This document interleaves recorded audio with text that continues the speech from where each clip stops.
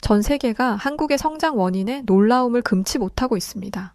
한국 전쟁 이후 나라가 황폐화되었고 천연 자원이라곤 아무것도 없던 한국이 전 세계에서 손에 꼽히는 경제 선진국으로 도약할 수 있었던 이유와 한국이 유일하게 가지고 있던 단 하나의 자원이 세계 이목을 집중시켰다고 하는데요. 육로로 국경을 맞댄 나라가 하필이면 오직 북한뿐이었던 한국은 위기 속에서 특별한 전략을 세웠었고 이것에 세계는 경탄을 금치 못했다고 하는데 과연 무슨 일이 있던 걸까요? 저는 런던 출신의 해운 전문가인 올리버 해링턴이라고 합니다. 제 삶의 대부분은 육지가 아니라 바다 뒤에서 흘러갔어요. 해운 전문가로 살아가며 선박이 어디서 출항하고 어디에 닿는지, 또 화물이 어떻게 이동하는지, 국제 해상 물류의 흐름이 어떻게 변하는지를 체크하는 것, 전부 제가 하는 일이죠. 제가 이 일을 시작한 것은 아주 우연한 계기였지만 결국 바다는 제 운명이 되었습니다. 대학에서 경제학을 공부한 뒤 처음엔 금융권에 발을 들이려 했지만 친구의 소개로 해운회사에 인턴으로 들어가면서 모든 것이 바뀌었죠. 숫자와 그래프만 보던 제가 거대한 선박이 움직이는 것을 직접 보고 전 세계의 항구를 경험하면서 바다에 매료되었습니다.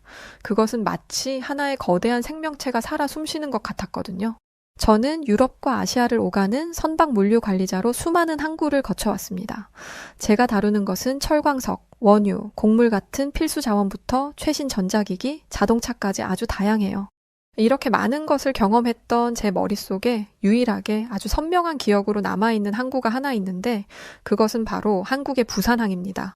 부산은 제가 처음으로 바다의 힘을 실감한 곳이었고 작은 반도 국가가 거대한 해운 강국으로 도약한 모습을 제 눈으로 직접 보고 경험하며 많은 깨달음과 깊은 인상을 준 계기였죠. 부산은 나를 바다의 위대함에 감탄하게 만든 도시였어. 그 작은 나라가 바다 하나로 여기까지 왔으니 말이야. 바다는 제게 공기처럼 아주 당연한 존재 중 하나로 여기며 살아올 만큼 당연한 존재였습니다. 그런데 그런 제 당연함과 믿음이 한순간에 흔들려 버리는 큰 사건 하나를 마주하게 되었어요. 2021년 해운 프로젝트를 맡게 된 저는 요르단 출장행이 결정되었고 또 다른 새로운 출발을 앞두고 있던 상태였습니다. 늘 그렇듯 새로운 항구를 접한다는 것은 참 신기하고 새로운 일이었어요. 이번 출장의 목적지였던 요르단의 항구 도시인 아카바는 요르단이 가진 단 하나의 항구 도시였습니다. 해운 업계에서 일하면서 저는 세계 곳곳의 항구를 수도 없이 다녀봤어요. 싱가포르, 상하이, 로테르담 같은 글로벌 물류 허브는 물론이고 인도네시아의 수라바야, 칠레의 발파라이소처럼 조금은 낯선 항구들도 익숙했죠.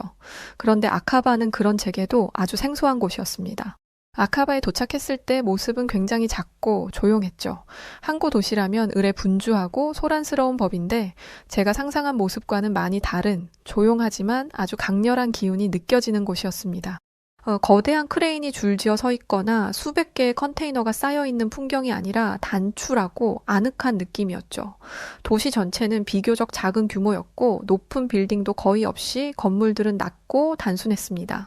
해안선을 따라 자리 잡은 호텔과 리조트들은 중동 특유의 흑빛 건축 양식을 띠고 있었고 거리는 깨끗하고 한산했죠. 항구 도시라 하기에 컨테이너 야적장이 크지도 않고 부두에 정박한 선박도 많지 않은 아카바를 보며 그런 생각이 들었습니다. 꼭 아카바는 마치 세상의 소음에서 한 걸음 비껴선 곳 같은 느낌이네. 항구 도시라고 하기에는 소박한 느낌인데 뭔지 모를 특별함이 자꾸만 느껴져서 신기한 느낌이란 말이지. 아카바의 묘한 매력에 빠져 항구를 찬찬히 둘러보고 있을 때 현지 물류 담당자 사미르는 제 곁으로 와 바다를 바라보며 이런 말을 해줬어요. 우린 이 작은 바다를 위해 석유가 나올 귀한 땅을 내줬습니다. 걷던 걸음을 멈추고 저는 물류 담당자를 의아하다는 듯 쳐다봤습니다. 이내 그가 제게 해준 말을 곱씹게 되었어요.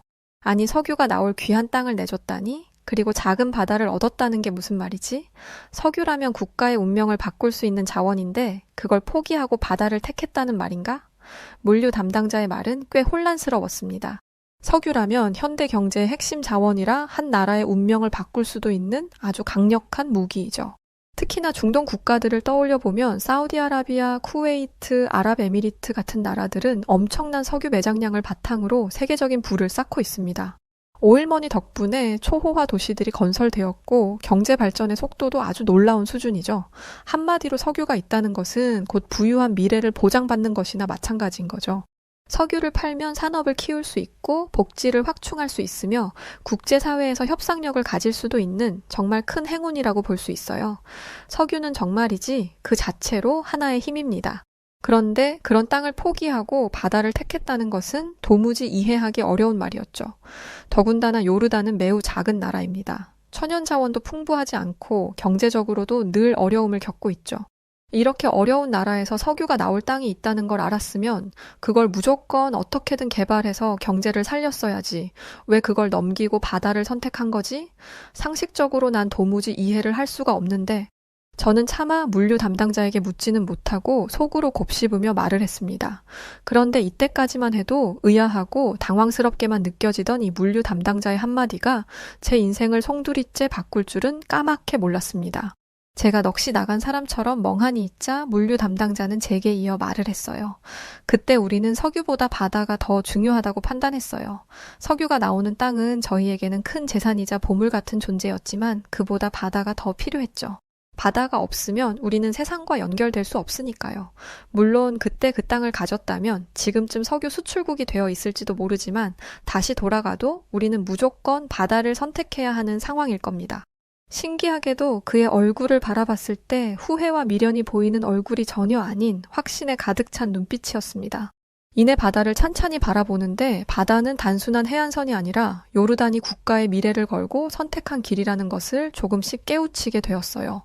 저는 선박 물류 전문가로서 전 세계를 돌며 해우는 제게 너무도 당연한 존재인 만큼 늘 바다도 그 자리에 있었습니다. 그러나 요르단은 그렇지 못했어요. 그들은 결국 선택을 해야 했던 겁니다.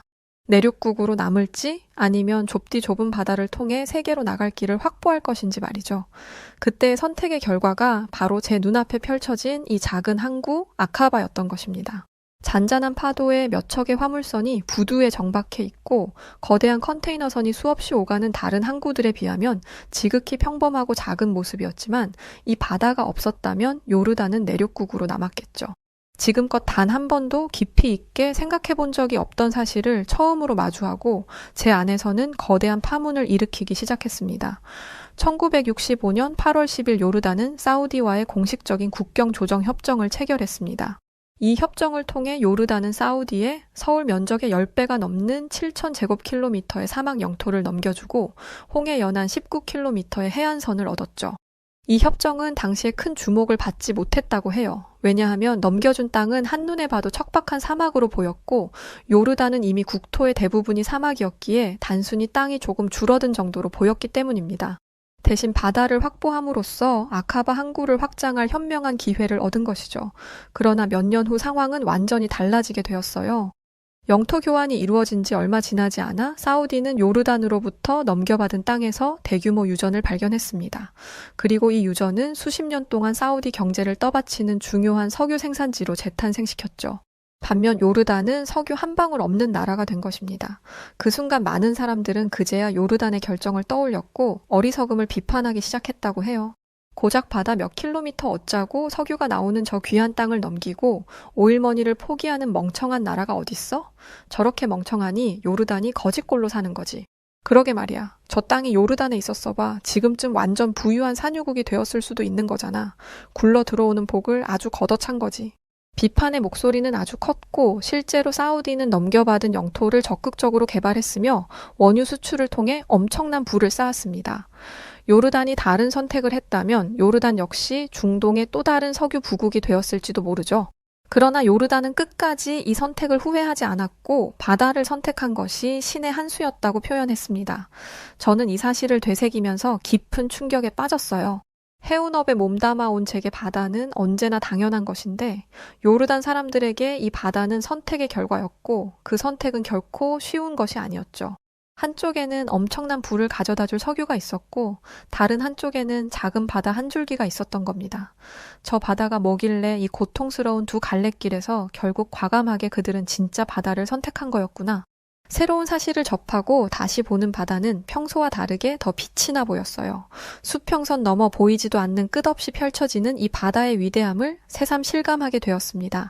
아카바 항에서 며칠째 일을 하던 중 저는 몽골 출신의 물류기사 바타르를 만나게 되었어요. 몽골에서 온 물류기사라 하여 의아스러움에 더욱 눈길이 갔습니다. 그도 그럴 것이 몽골은 해운과는 전혀 관련이 없는 내륙국이거든요. 그런데 그가 도대체 어떻게 이곳까지 흘러와 항구에서 일을 하고 있는지 알 수가 없었습니다. 저는 호기심이 들었고 중간중간 휴식 시간을 틈타 대화를 하며 친밀해졌죠. 그런데 바타르는 제게 이런 말을 했습니다. 우린 금도 있고 철도 있지만 바다가 없어서 아무것도 내보내지 못해요. 저는 이 말을 듣고 머리를 한 대 맞은 것처럼 잠시 생각에 빠지게 되었어요. 바다가 없다는 것에 대한 제약을 다시금 실감하게 되었습니다. 몽골에는 엄청난 천연 자원이 매장되어 있습니다. 금, 구리, 석탄, 철광석 등등 수많은 광물 자원이 있으나 그것을 제대로 활용하기가 어려운 것이 현실이라고 했어요. 그 이유가 바로 바다가 없기 때문이었죠. 몽골은 전형적인 내륙국으로 사방이 육지로 막혀 있으며 가장 가까운 해안선조차 수천 킬로미터 떨어져 있습니다. 바다가 없는 나라에서 무언가를 수출하려면 전적으로 육로와 철도를 이용해야 하는데 이것은 너무도 비효율적이죠. 바다만 있었다면 저 많은 광물들을 배에 실어 전 세계로 수출할 수 있었을 겁니다. 그러나 현실은 항상 남의 땅을 지나가야 하죠. 석탄을 팔려고 해도 중국을 통해야 하고 금을 수출하려고 해도 러시아를 거쳐야 해요. 중국이 이번 달은 수입을 줄이겠다고 하면 저희는 그저 손 놓고 기다리는 것 말고는 할 수 있는 것도 없죠. 몽골에서 물건을 해외로 수출하려면 필연적으로 중국이나 러시아의 국경을 꼭 넘어야 했어요. 운송 비용도 만만치 않았고 몽골이 중국과 외교적으로 갈등을 빚을 때 중국은 국경을 봉쇄해버렸었죠. 그 순간 몽골의 모든 물류가 마비되었고 석탄도 철광석도 금도 모두 국경에서 멈춰버렸다고 합니다. 그때 몽골은 바다의 귀함을 알았다고 했죠. 저는 비로소 이 대화를 통해 바다가 없다는 것이 무엇을 의미하는지를 명확하게 알았고 처음으로 실감하게 되었습니다. 몽골은 부유할 수 있는 광물 자원이 풍부한 나라지만 그들에게 바다가 없이 할 수 있는 게 아무것도 없는 거죠. 심지어 제 눈에 보이는 바타르의 손은 제 마음을 더 울렸어요. 평생을 거친 노동 속에서 단단하게 굳어진 손이 보였습니다. 아카바 항구에서 컨테이너를 나르는 그의 손은 사실은 몽골의 광산에서 금과 철을 캐던 손이었을지도 모르죠. 결국 그는 바다를 찾아 이곳까지 온 것입니다. 저는 바다를 가진 나라에서 태어났고 늘 바다를 보며 살고 있는 이 현실이 얼마나 대단한 인생을 살고 있는 것인지 생각해보게 되었어요. 바다를 품지 못한 사람들에게 바다는 단순한 지형이 아니라 꿈 그 자체이고 그들이 말하는 바다가 없다는 것의 현실의 무게를 제대로 이해하게 되었습니다. 제게 요르단 프로젝트는 그 어느 때보다 깨우침을 많이 얻는 계기였는데 마침 더 좋은 기회를 얻게 되었어요. 프로젝트의 파트너로 참가한 한국 해운기업 직원과도 협업을 하게 되었습니다. 부두에서 처음 만난 한국 직원은 아주 깔끔한 차림의 모습이었어요. 수년간 현장에서 뛰어온 사람 특유의 강한 인상도 보였고 그에게 한국에 대한 얘기도 들을 수 있었습니다. 한국의 수출 99%가 해상을 통해 이루어지고 있거든요. 공산품이든 원자재든 해외로 나가는 모든 걸 한국 배를 타야 하죠. 우린 철광석도 없고 석유도 없어요. 해외에서 원자재를 들여와서 가공한 뒤 다시 해외로 내보내야 하는 그 과정에서 바다는 절대적인 생명선이죠. 우리 한국에는 바다가 있으니 여기까지 온 겁니다. 여태까지 들었던 바다의 중요성에 대한 이야기에 정점을 찍는 한국의 바다 이야기였어요. 한국이 세계적인 제조업 강국이 된 배경에는 바로 바다가 있었죠. 조선업이 세계 최고 수준으로 성장한 것도, 물류 네트워크가 발달한 것도, 세계적인 무역 국가가 된 것도 결국 바다를 이용할 수 있었기 때문이었습니다. 그제야 한국의 대표적인 항구들인 부산, 인천이 떠올랐어요. 그곳에서는 매일 수천 척의 선박이 오가며 수출품과 원자재가 쉼없이 흐르고 있습니다. 만약 한국이 바다가 없는 나라였다면 이렇게까지 경제 성장을 할 수는 없었겠네. 결국 자원이 있어도 수출하기가 어려운 몽골과는 전혀 다른 상황인 거네. 저는 몽골 출신 바타르가 했던 말이 떠올랐어요. 자원이 그토록 풍부한 나라지만 바다가 없는 내륙국이라는 이유로 자원들을 세계 시장으로 수출하는데 큰 어려움을 겪고 있죠.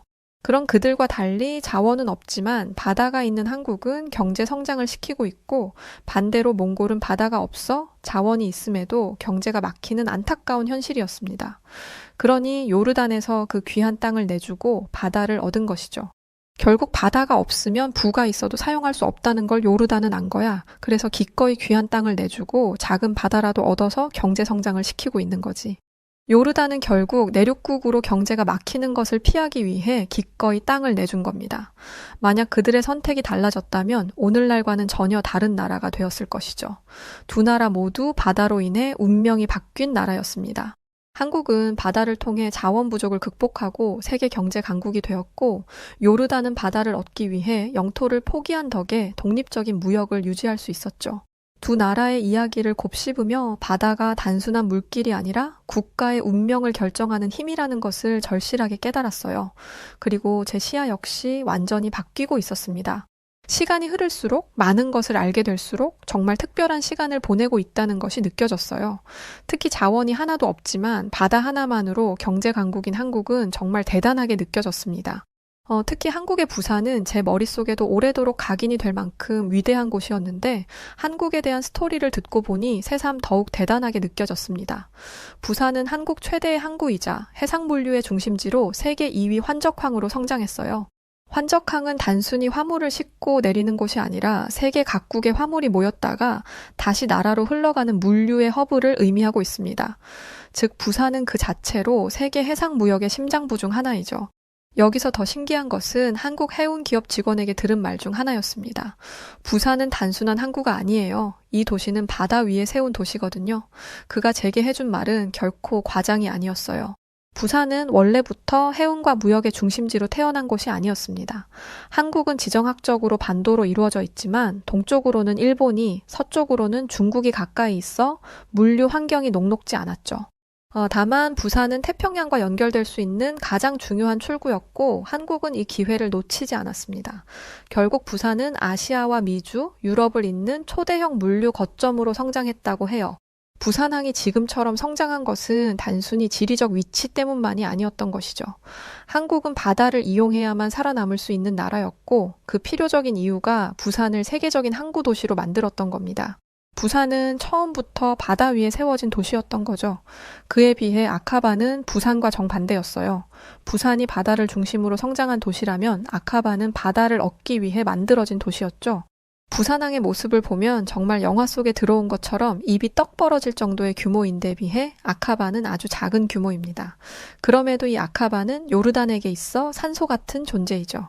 이 작은 항구가 없다면 요르단의 수출입은 이웃 국가에 의존할 수밖에 없었을 것이고 경제적으로 완전히 갇혔을 겁니다. 즉 더는 독립적인 무역 국가로 존재할 수 없었을지도 모르죠. 그렇기에 아카바는 요르단에 있어 단순한 항구가 아니라 국가 경제의 숨통이자 희망이라는 사실이 명확했어요. 부산항과 아카바 이 두 항구는 규모도 시스템도 모두 다르지만 모두 바다로 연결되어 있다는 점에서 많이 닮아 보였습니다. 부산은 바다 위에 세운 도시였고 아카바는 바다 하나 얻기 위해 세운 도시였던 거였네. 결국 두 곳 모두 바다로 인해 운명이 결정된 점이 아주 많이 닮아 있어 보여. 두 곳은 모두 바다가 없었다면 존재할 수 없었던 도시라 해도 과언이 아니었죠. 부산이 바다 덕분에 세계적인 물류 중심지로 거듭나고 아카바 역시 국가 경제를 활발하게 할 수 있게 되었으니 말입니다.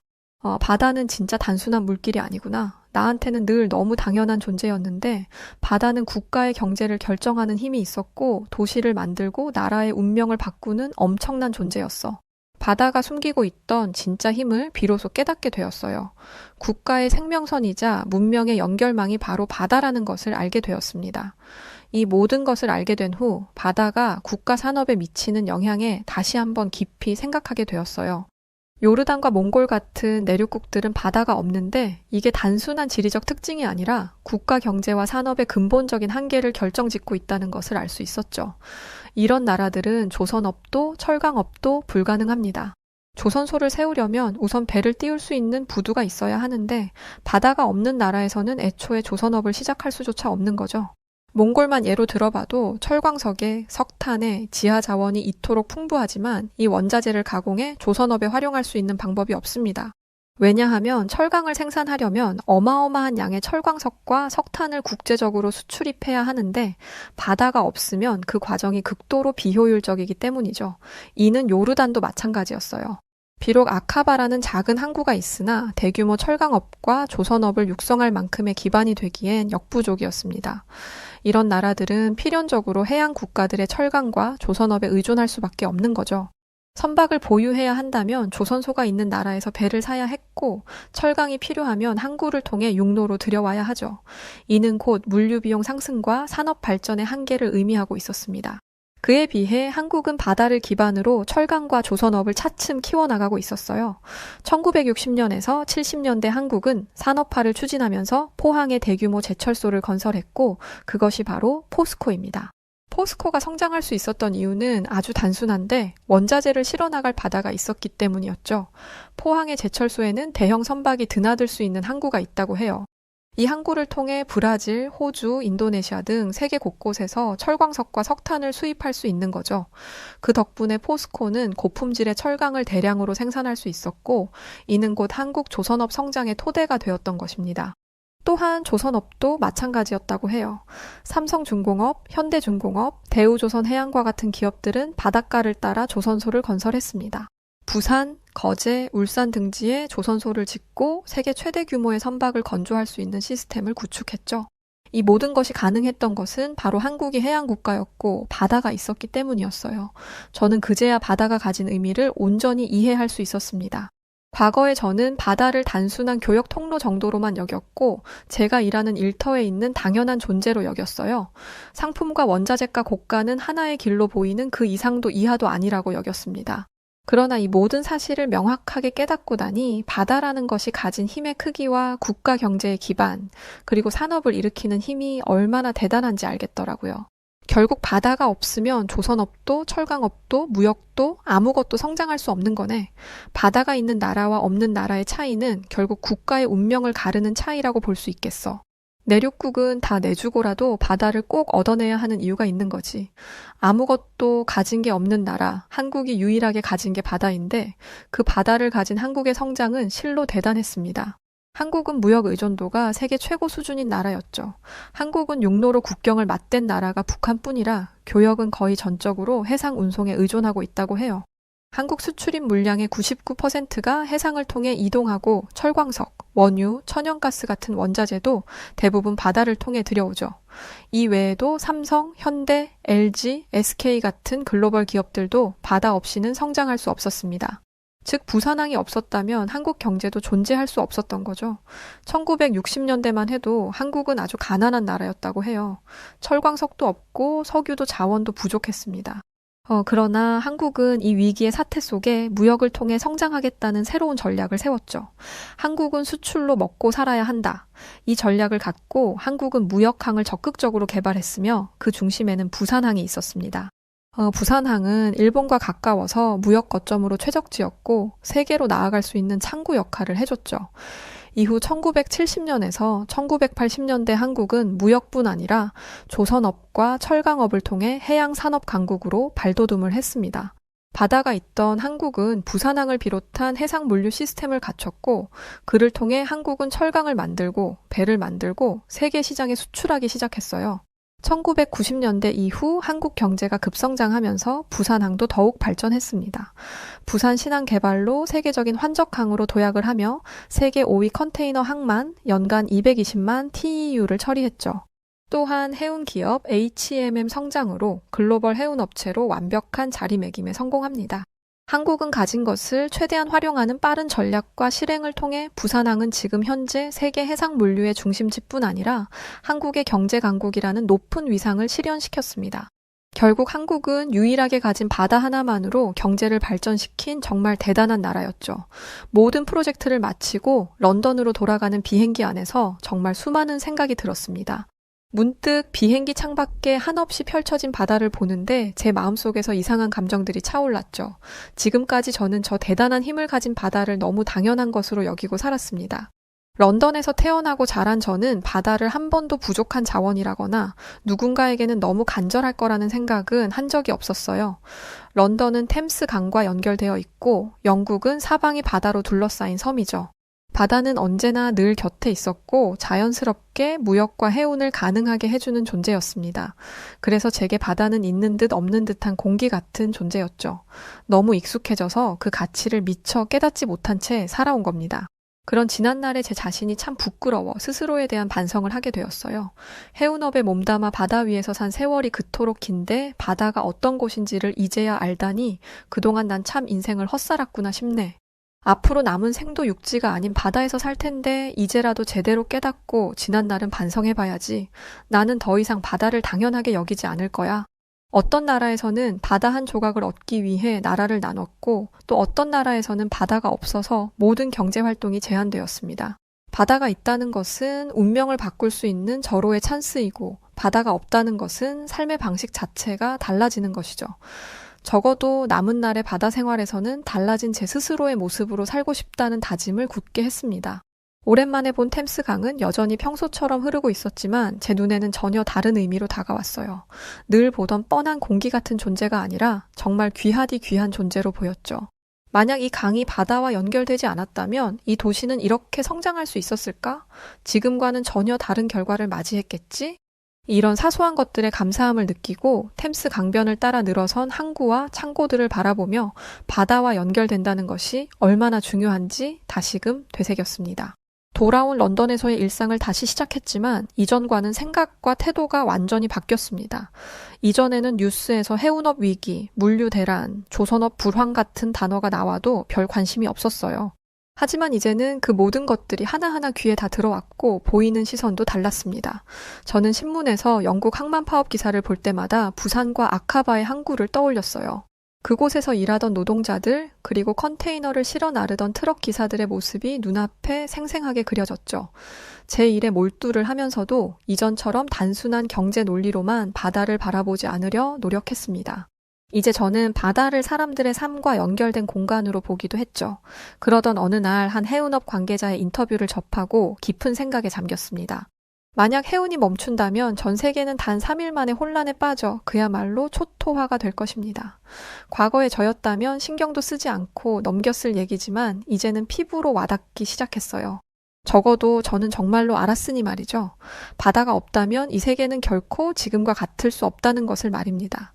저는 변화된 시각을 바탕으로 아주 작은 실천들을 시작하고 있어요.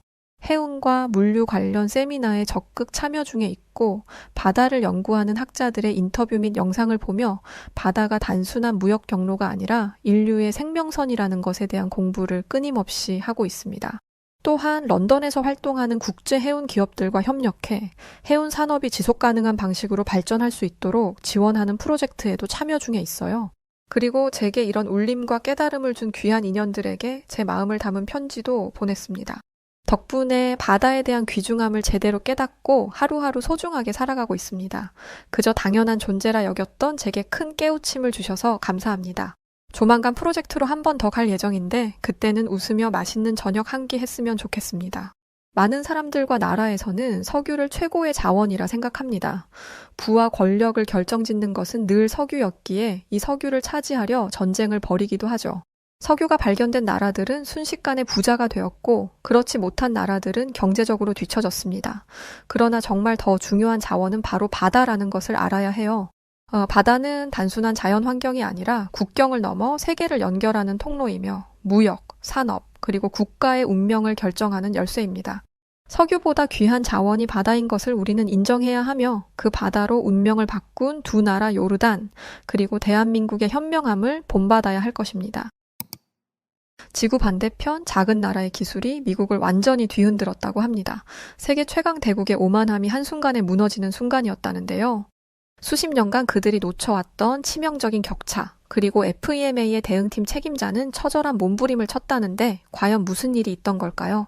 안녕하세요. 저는 미국 FEMA 연방재난관리청에서 워싱턴주 대응팀 선임 담당관으로 일하고 있는 사라 미첼이라고 합니다. 제가 이렇게 사연을 보내게 된 이유는 이번에 있었던 큰 홍수를 통해 얻은 교훈을 나누기 싶어서예요.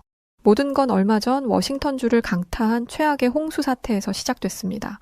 태평양에서 불어온 거대한 비구름이 우리 지역을 집어삼켰죠. 대기천 현상에 의한 홍수였는데 말 그대로 하늘에 강이 생긴 것처럼 엄청난 양의 수증기가 한꺼번에 밀려 들어온 거였습니다. 처음에는 그냥 평범한 겨울 비인 줄로만 알았어요. 하지만 비는 멈추지 않았고 스카지강, 벨링햄 등 주요 하천들이 하나둘씩 위험 수위를 넘어서기 시작했습니다. 미셸님, I5 고속도로에 긴급 상황이 발생했습니다. I5 고속도로 아래 지반이 심각하게 약화되어서 붕괴 가능성까지 있다는 거였죠. 이 보고를 봤는데 머리가 하얘지더라고요. I5는 워싱턴주의 대동맥과도 같은 고속도로입니다. 시애틀에서 포틀랜드까지 이어지는 서부의 대동맥이거든요. 이 도로가 무너진다는 건 상상만 해도 끔찍한 일입니다. 이 소식을 들은 제가 평소보다 더 긴장했던 이유는 또 있어요.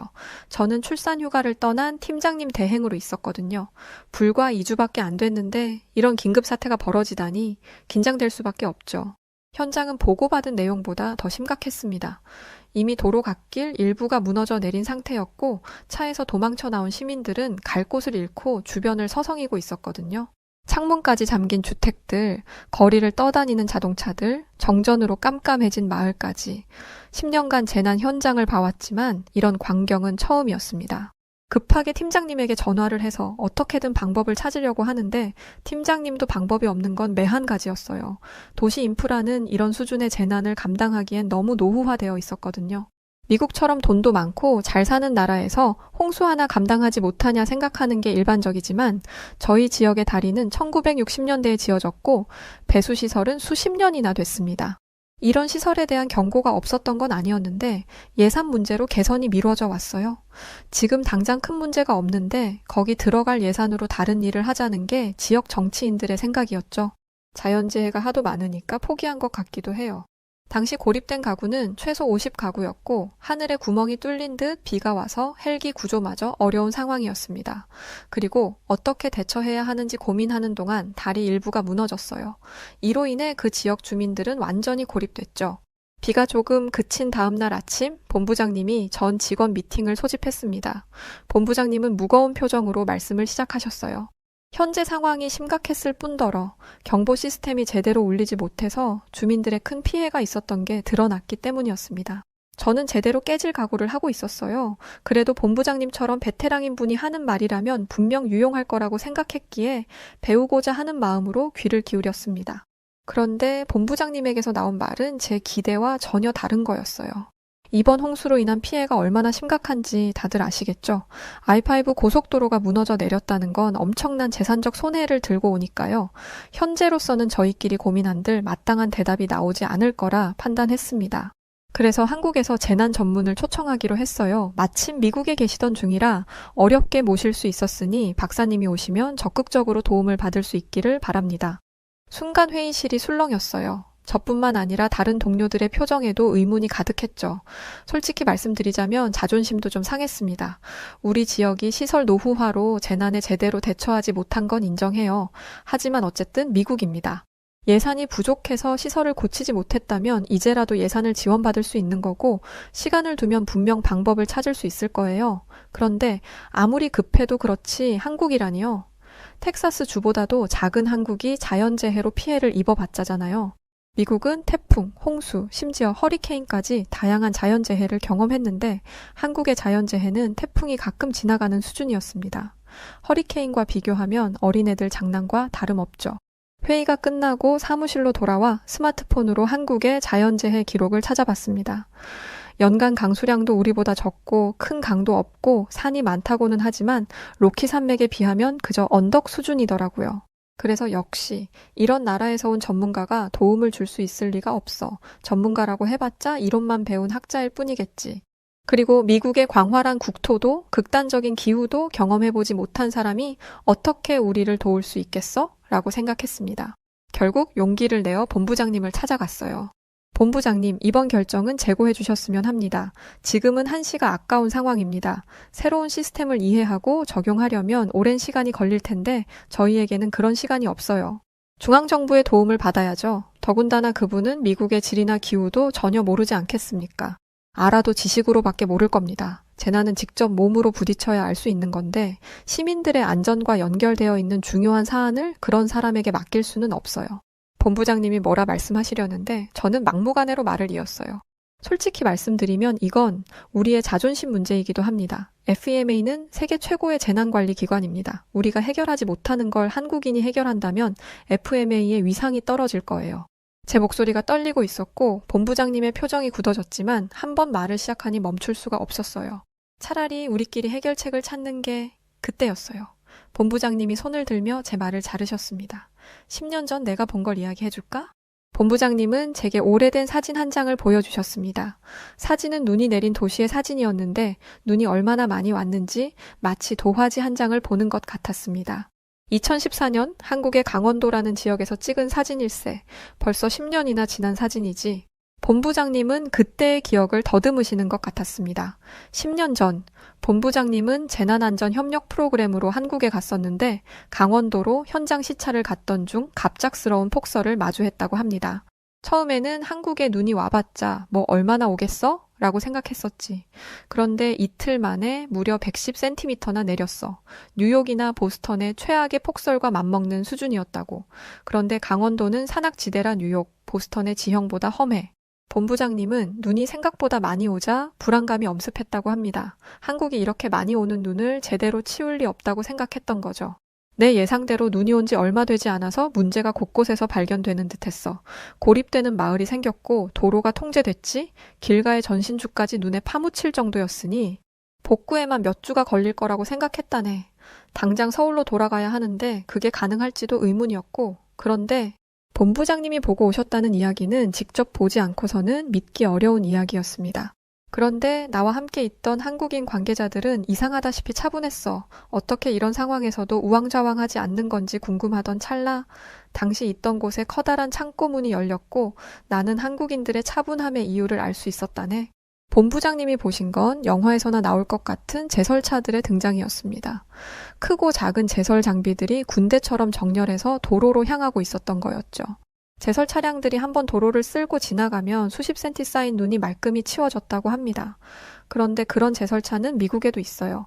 눈이 많이 내리는 지역이라면 다 가지고 있죠. 본부장님도 그걸 모르지는 않으셨기에 여기까지는 살짝 놀랄 뿐이었습니다. 한국이 그 정도의 장비를 가지고 있다는 것에 놀라기는 했지만 강원도는 눈이 많이 오는 지역이라 했으니 이런 거 몇 대쯤은 가지고 있을 거라고 생각했다네. 그런데 다음 날이 되자 내가 한국을 너무 무시했다는 걸 인정할 수밖에 없었어. 도로가 말끔하게 치워진 덕에 본부장님은 강릉이라는 지역으로 넘어올 수 있었는데 호텔로 가기 전까지만 해도 큰 도로만 좀 치워져 있을 뿐 인도나 좁은 골목은 눈이 그대로 쌓여가고 있었습니다. 그런데 다음 날 눈을 뜨자 큰 도로는 당연하고 좁은 골목까지 눈이 치워져 있었어요. 그리고 사람들은 각자의 가게와 집 앞에 있는 눈을 치우고 있었죠. 강원도 사람들은 집에 눈을 치우는 삽을 여러 개 구비해 놓는다고 하더군. 그리고 그걸 가지고 자기 집 문 앞뿐만 아니라 사람들이 다니는 골목까지 치우고 있었어. 미국과는 전혀 다른 모습이기는 했습니다. 미국에 눈이 많이 오는 지역에 사는 사람들도 집에 눈삽을 하나씩 가지고 있기는 하지만 정말 자기 집 앞에 있는 눈만 치우고는 하거든요. 마당에서 집으로 걸어가는 길과 차고 정도죠. 집 앞에 도로를 치울 생각은 하지 않습니다. 그런데 한국인들은 3, 4, 5 모여서 집 주변에 눈을 치우고 곳곳에 비치된 모래와 염화 칼슘을 뿌렸습니다. 한국인들 사이에 암묵적인 룰이었다고요. 그런데 본부장님, 그건 한국인들의 특성일 뿐이지 한국의 재난 시스템이 잘 구축되어 있다는 증거는 아니지 않습니까? 본부장님은 고개를 끄덕이시고는 말씀하셨어요. 그럼 한국인들이 보여준 행동은 놀랍고 굉장히 선진적인 태도였어. 그리고 재난 시스템 또한 마찬가지로 선진적이었다네. 아무리 주민들이 눈을 치워도 한계가 있는 곳들이 있지. 그런 곳은 작은 사이즈의 포클레인이 들어가 눈을 치웠어. 미국은 작은 골목까지 들어가서 눈을 치우지는 않습니다. 큰 도로를 치우는 게 우선이기도 하고 그거 하나만 하는 것만으로도 벅차거든요. 그래서 골목이나 언덕 같은 곳에서 인명사고가 많이 나기도 합니다. 그런데 한국은 커다란 장비가 들어가지 못하는 곳을 위해 작은 사이즈의 제설 장비 또한 구축하고 있었어요. 땅덩어리는 미국이 훨씬 큰데 장비는 한국이 훨씬 많이 가지고 있었던 거죠. 심지어 110cm나 되는 눈이 내렸는데 눈이 온 바로 다음 날부터 한국인들은 정상 출근을 했어요. 학생들도 눈을 뚫고 학교에 갔습니다. 그만큼 제설이 획기적으로 잘 되어 있다는 의미였습니다. 미국이었다면 학생들의 안전을 생각해서 눈이 녹을 때까지 등교를 막았겠죠. 내가 놀란 건 여기서 끝이 아니야. 강원도는 대부분이 산인데 그런 곳에서 사는 사람들은 눈으로 인한 피해를 더 많이 받을 수밖에 없어. 특히 그런 사람들 중에는 노인들이 대부분이라 눈이 오면 꼼짝없이 발이 묶이기 마련이지. 이건 확실히 큰 문제이기는 했습니다. 이번 홍수 때만 해도 고립된 사람들을 어떻게 지원해야 하는지 머리를 싸매고 고민했으니까요. 헬기를 띄워서 물자를 지원하더군. 심지어 군인들까지 동원해서 길을 뚫고 지붕에 있는 눈을 치웠어. 사람들이 밀집해서 사는 곳이 아니라 동떨어진 산에서 혼자 사는 노인 한 명을 위해 그런 수고로움을 자처한 거지. 이런 게 가능할 거라고는 생각해 본 적도 없습니다. 왜냐하면 이게 가능하려면 누가 어디에 몇 명이 사는지를 알아야 하는 거잖아요. 한국은 이런 상황을 대비하여 주민들의 거주 상태를 이미 파악하고 있었고 재난이 발생하는 그 시점부터 즉각적으로 움직였습니다. 그리고 모든 게 효율적이고 정확했죠. 재난이라는 건 규모의 문제가 아니야. 어떻게 대응하느냐의 문제지. 한국이 작은 나라라서 재난 대처 방식에 미숙할 거라는 건 굉장히 잘못된 생각이네. 한국은 내가 본 그 어떤 나라보다도 효율적인 시스템을 만들어냈어. 미국에서는 재난이 발생하면 수십 명 죽는 건 일도 아니지. 이제는 그게 당연하다는 식으로 생각하고 있어. 국가가 재난에 처한 국민을 지키지 못한 게 어떻게 당연한 일인가? 그런데 한국은 재난 때문에 한 명이라도 잘못되면 난리가 나. 그만큼 책임감이 강하다고. 나는 이번에 올 박사님에게서 그런 책임감도 함께 배웠으면 하네. 저는 곧바로 한국이 어떤 장비를 사용하고 있는지 찾아보았습니다. 다목적 제설차라는 걸 사용하는데 눈을 밀어내는 동시에 갈아서 길 옆으로 뿜어내게 하더라고요. 저희처럼 무작정 밀어버리는 것과는 효과가 달랐습니다. 그리고 자동 염수 분사 장치라는 게 도로에 깔려 있어서 기온이 영하로 떨어지면 자동으로 작성하여 도로 결빙을 막는다고 하더군요. 열선이 깔려 있는 도로도 많았고요. 우리는 예산하면서 시설 보수를 미루고 있었는데 지구 반대편 한국에서는 최첨단 기술을 이미 도입한 상태였습니다. 한국이 어떤 식으로 재난 상황을 대비하는지 알게 되자 제 생각이 무조건 정답은 아니라는 걸 알았지만 여전히 한국에서 오시는 박사님에 대한 의심은 있었습니다. 미국과 한국은 엄연히 다르니까요. 그리고 제가 본 건 제설에 관한 것이었지 홍수에 대한 대처 방법은 아니었습니다. 드디어 한국의 김 박사님이 도착하셨고 저는 정장 차림에 온화해 보이는 박사님을 시험해 보기로 했습니다. 홍수 피해 지역으로 떠나기 전 박사님이 우리 지역의 특수성을 얼마나 잘 이해하고 있는지 확인하고 싶었거든요.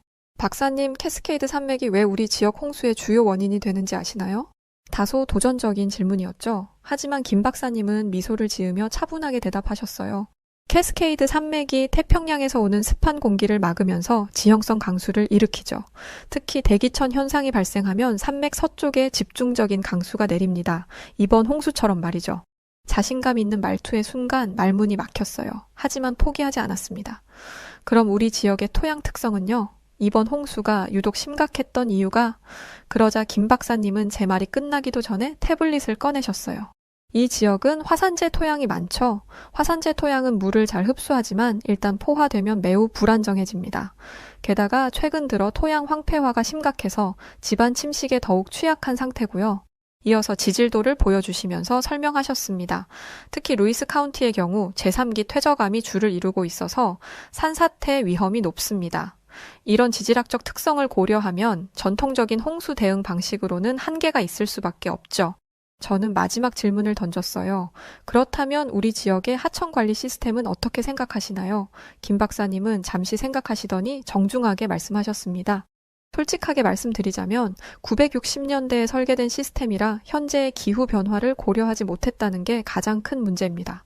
특히 우회수로의 용량이 부족하고 제방 높이도 현재 위험 대비해 낮은 편이에요. 하지만 더 중요한 건 박사님은 잠시 말을 멈추었다가 이어갔습니다. 치수 대책이 하천 중심으로만 되어 있다는 거죠. 현대적인 홍수 관리는 유역 전체를 하나의 시스템으로 보고 접근해야 합니다. 도시 계획부터 산림 관리까지 통합적으로요. 박사님의 전문성은 의심할 여지가 없었어요. 솔직히 제가 이해하지 못하겠는 내용도 있었죠. 제가 알지 못하는 내용까지 자세히 설명하시는 걸 보니 오히려 저보다 우리 지역에 대한 이해도가 높은 분으로 보였습니다. 하지만 저는 아직도 마지막 한 가지 의문을 가지고 있었어요. 그래도 미국과 한국은 규모가 너무 다르지 않나요? 그놈의 땅 얘기였죠. 솔직히 이 말을 하고 후회했어요. 제 말투나 내용이 무례했다는 걸 알고 있었거든요. 그런데 왜인지 말을 계속 이었습니다.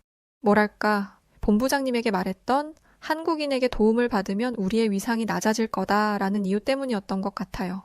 10년이나 이 일을 했던 저보다 갑자기 나타난 한국인의 전문성이 더 뛰어나다 보니 자존심이 상하기도 했고요.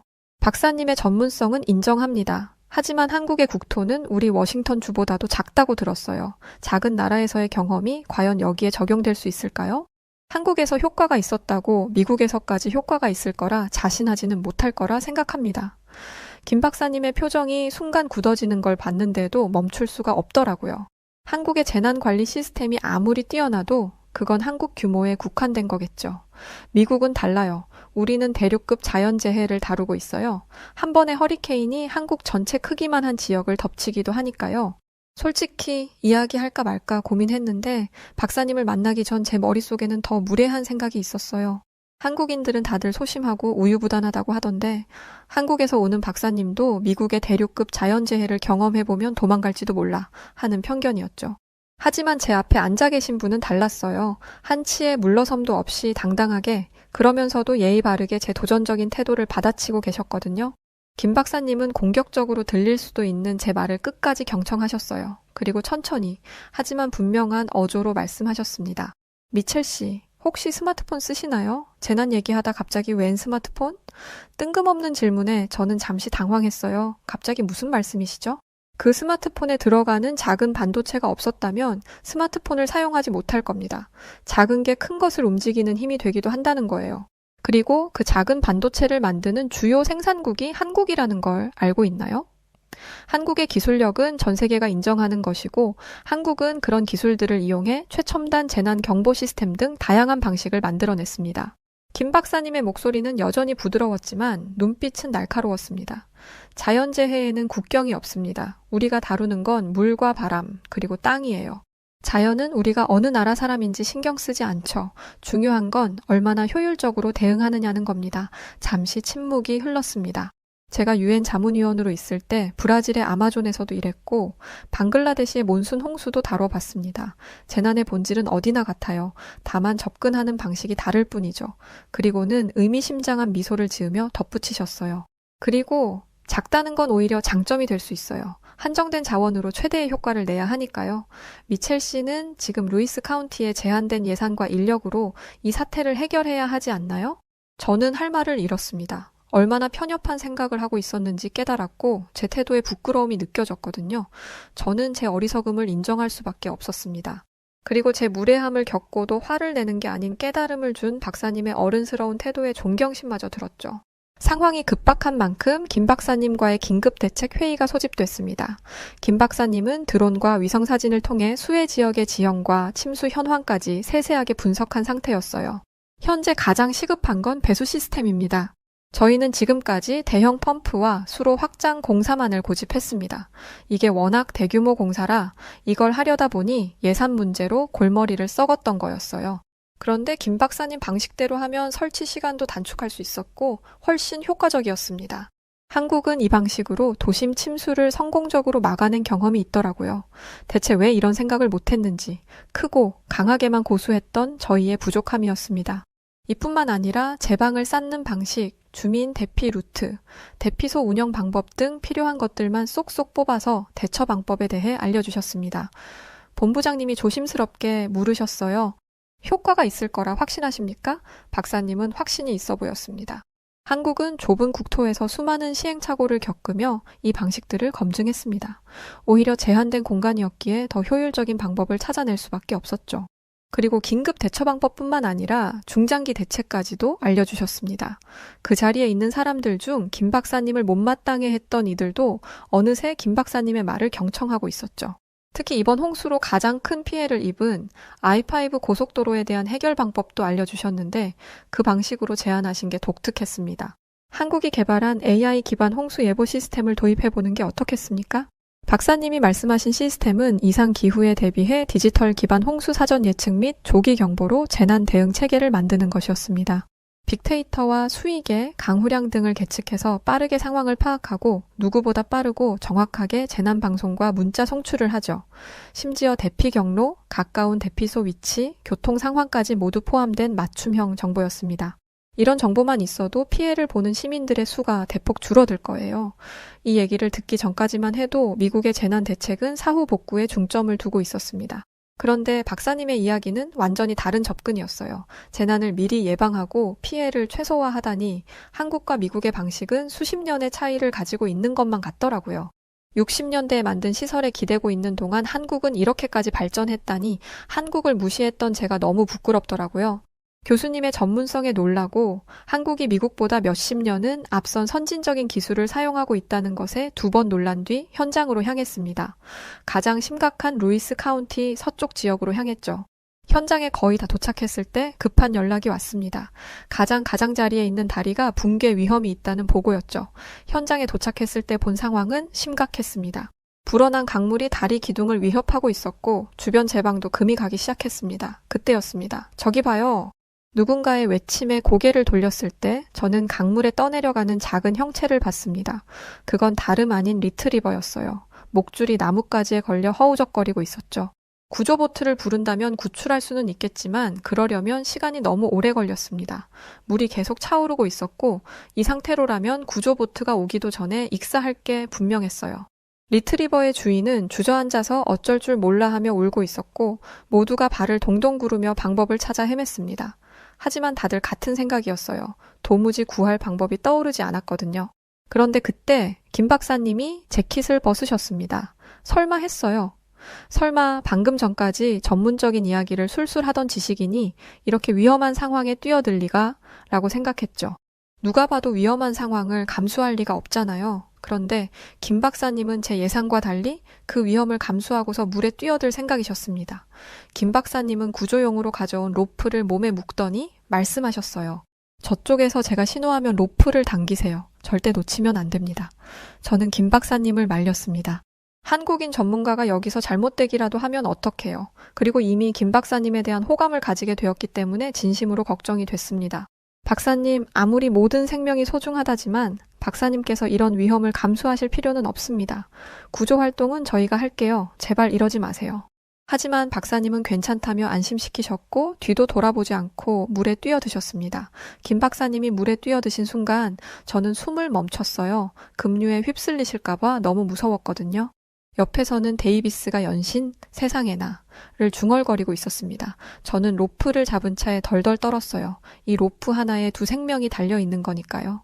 저와 함께 줄을 잡고 있는 사람들 모두가 절대 긴장을 풀지 말라며 서로를 독려하고 있었습니다. 바로 그때, 지금입니다. 박사님의 신호와 함께 우리 모두가 하나 되어 로프를 당겼어요. 박사님과 리트리버가 육지로 올라왔을 때 주변에서 환호성과 박수 소리가 들려왔습니다. 주민들이 김 박사님의 구조 활동을 지켜보고 있었던 거였죠. 교수님이 무사히 리트리버를 구출해내자 괜히 동양인이 나서서 리트리버가 잘못되는 거 아냐? 그냥 구조대원 올 때까지 기다리지. 저게 뭐 하는 거야? 라고 말하던 사람들마저 입을 싹 다물더라고요. 저는 쫄딱 젖은 옷을 짜고 있는 박사님을 보면서 이분은 전문가의 이론적인 지식뿐만 아니라 현장에서의 용기와 실행력까지 모두 갖추신 분이라는 걸 깨달았습니다. 저는 롤모델이랄 게 없는 사람이었는데 그날 제 롤모델은 박사님이 되었어요. 뒤늦게 온 본부장님은 상황을 듣자마자 박사님에게 달려가셨습니다. 박사님 정말 위험하셨어요. 왜 그렇게 위험한 일을 하신 겁니까? 그러자 박사님은 이렇게 대답하셨습니다. 생명을 구하는 일에 이유가 있겠습니까? 김 박사님이 미소 지으며 한 대답은 단순했지만 그 말이 제 가슴을 울렸어요. 저뿐만 아니라 이 얘기를 들은 사람들 모두 숙연해졌습니다. 그런데 그 모습을 본 박사님이 갑자기 웃음을 터뜨리셨어요. 사실 제가 개를 무서워해서요. 물보다 개가 더 무서워서 오히려 더 긴장했네요. 그 말을 듣고 모두가 웃음을 터뜨렸어요. 하지만 저는 알았습니다. 저희가 걱정할까봐 일부러 농담을 하신다는 걸요. 방금 전까지 생명의 위험을 무릅쓰고 구조 활동을 하신 분이 오히려 우리의 걱정을 덜어주시려는 그 마음이 너무나 깊었습니다. 구조된 강아지는 언제 그랬냐는 듯 박사님 곁에서 꼬리를 흔들었고 개를 무서워한다던 박사님은 아무렇지 않게 강아지를 쓰다듬으셨습니다. 그리고 리트리버의 주인은 박사님에게 다가와서 거듭 감사의 인사를 전했죠. 저는 그 모습을 보면서 또 한 가지 편견을 버리게 되었습니다. 오늘을 기념일로 지정해야겠어. 내 생에 최고로 많은 깨달음을 얻은 날이니까. 저는 제 인생의 멘토가 되어주신 박사님께 식사를 대접하기로 했습니다. 지역에서 가장 비싸고 좋은 식당에서요. 하루 종일 현장에서 고생하신 걸 생각하면 당연한 예우죠. 사실 예약을 안 하면 가기 어려운 곳인데 박사님의 영웅담이 벌써 멀리 퍼진 덕에 예약 없이 식사를 할 수 있었습니다. 저는 디저트를 기다리는 동안 용기를 내어 말을 꺼냈어요. 박사님, 처음에 제가 많이 무례했습니다. 한국과 한국인에 대한 잘못된 편견으로 박사님을 대했던 것 정말 죄송합니다. 박사님은 커피를 한 모금 드시고는 따뜻하게 웃으셨습니다. 이해합니다. 사실 제가 다양한 나라를 다니면서 비슷한 경험을 많이 했거든요. 한국이 이만큼 발전했는데도 아직도 많은 사람들이 60년대, 70년대의 한국을 떠올리니까요. 그 말씀에 고개가 절로 끄덕여졌어요. 저도 그랬으니까요. 한국 하면 떠올랐던 건 가난한 개발도상국의 이미지뿐, 첨단 기술이나 선진 시스템은 생각조차 못했었죠. 오늘 박사님께 재난 대책에 관한 것들도 많이 배웠지만 어떻게 살아야 하는지에 대해서도 배울 수 있었습니다. 정말 감사합니다. 박사님은 여전히 겸손하게 당연히 해야 할 일을 했을 뿐이라 말씀하셨습니다. 박사님, 나중에 기회가 된다면 꼭 한국에 초대해 주세요. 한국의 재난관리 시스템을 직접 눈으로 보고 한국 문화도 경험해보고 싶습니다. 사실 박사님을 뵙기 전까지는 한국에 별 관심이 없었는데 이젠 한국이라는 나라에 대해 자세히 알고 싶어요. 여전히 저희 지역은 홍수로 인한 피해를 복구 중입니다. 이게 마무리되면 앞으로 어떻게 재난을 대비할 것인지 논의해 볼 것 같아요. 아마도 그때 한국을 방문하게 될 것 같습니다. 그때는 남에게 들은 한국이 아니라 제가 직접 한국을 경험해 보길 바랍니다. 네, 오늘 사연 여기까지입니다. 한국의 재난 대응 시스템은 세계적으로도 명성이 매우 드높다고 익히 들었어요. 그런 대한민국 국민님의 자랑스럽습니다. 자, 오늘 사연 어떠셨나요? 사연이 좋으셨다면 구독과 좋아요 부탁드리고 그럼 지금까지 사연을 전해드린 여우튜브 송은지였습니다. 영상 끝까지 봐주셔서 감사드립니다. 그리고 언제나 고맙고 사랑합니다. 당신만의 여우